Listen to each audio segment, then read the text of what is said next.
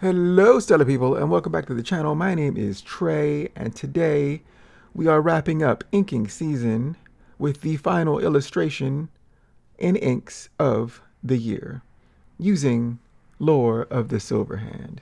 Now, last year, this was the image. Lore and the Unicorn was the title of it, and it's how he got cursed by a unicorn. A very ugly, monstrous unicorn. Now, over the course of the years, I have made a predictable process for myself in the making of my art. And that process is thumbnail. From thumbnail, we go to a rough sketch. And then from rough sketch to tight pencils. And then tight pencils to ink. Inking the final piece. And what this predictable process does for me is it takes out the unpredictability and anxiety of making art. But today's saga, or illustration if you will, is Lore of the Silver Hand and the Gryphon. And last week we worked on thumbnails for this illustration. But today I'd like to get somewhere about here. This is an illustration from last year, and this is the rough sketch. So we're trying to get to about this level for Lore of the Silver Hand and the Gryphon. So last week we used these index cards for iterations of ideas of concepts. So we're trying to work out in a very small form, composition and narrative. Right? This is nothing grand or big. We're just trying to work out our ideas on a small scale before we bring it up to a larger scale where it gets much more complex. So I had to work out ideas, and there were 3 of them.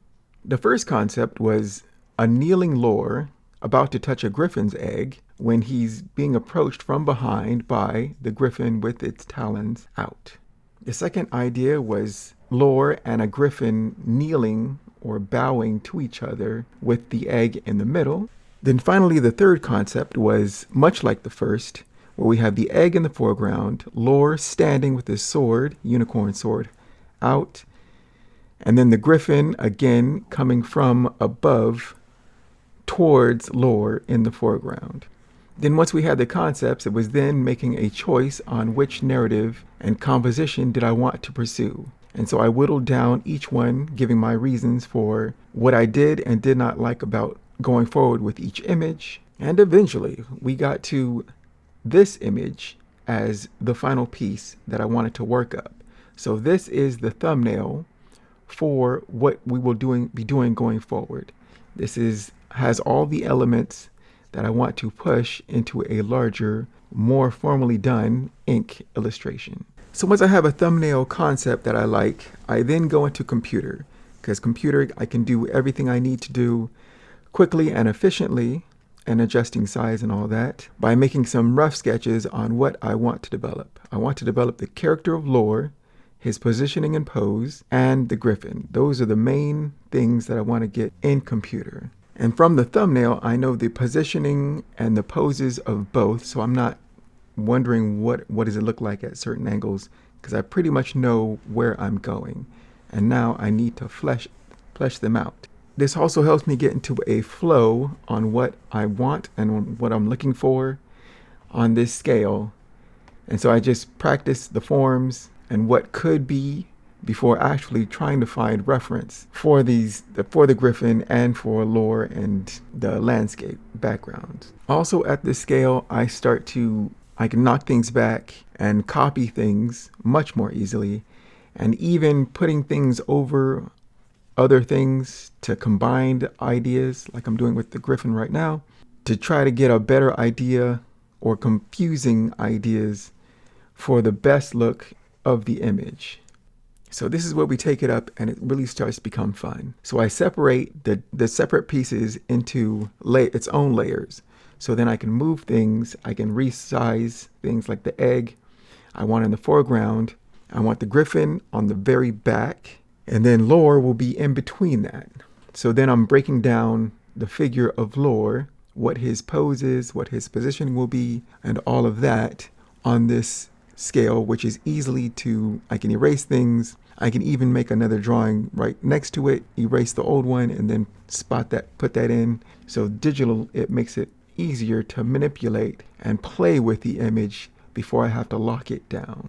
And lore at this point is more or less a glorified stick figure where I'm just fleshing out what I feel is important just to get an idea of pose and positioning. And once I have lore down, then I can start on the background, which will be in the extreme behind the Gryphon. And then I can work out by first making perspective lines just to get an idea of where things will sit in space, where I want the horizon line, where is the focus.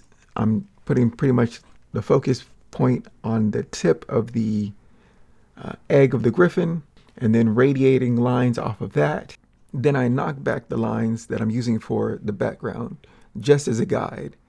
And then I can actually do work on drawing the background, which I want to be something like more like a Nevada scene where there are these high peaks with maybe a rock perched on top of them, and the Gryphon lands, which is where this is taking place, is very much like an Arizona, New Mexico type of landscape. Dry, some grass, but these high spires where the Gryphons would be perched off of, where they would then see their prey and then dive bomb their prey. Now that I have all the elements in place, now I can figure out exactly how I want it compositional wise. I can enlarge things because I want both the egg and lore to be a bit bigger within the space of the page. And I think I also want the Gryphon to be a little bit larger. But this is where I can play with all of the elements. Because they're on separate layers, I can work them and mold them into place and shape to try to figure out or get a better idea of the final image. Then once I have the size and composition pretty much worked out in my mind, I play with knocking it back or looking at it in a smaller scale to see if things add up in my mind. And now, because I'm going to need reference on the Gryphon, I take him out of the picture. And because I know more about lore than anything else, I start to work on him specifically. Now for lore, the first thing I do to get him up to the level that I want in Ruff Sketch is to knock him back. And I can either use an eraser or play with the opacity to make it more transparent and then draw on top of that. But we're trying to go from this briefest of roughs to a more developed Ruff Sketch. So once he's faded back, then I draw on top of that, correcting lines, fixing positioning, adding costuming. Think about the musculature underneath, all of his clothes. What is his pose? Do I need to correct things, fix things? Hair, eye position, where is he looking? All of that. I do that now at this phase, while it's still rough and fairly undeveloped, but we're trying to build it up.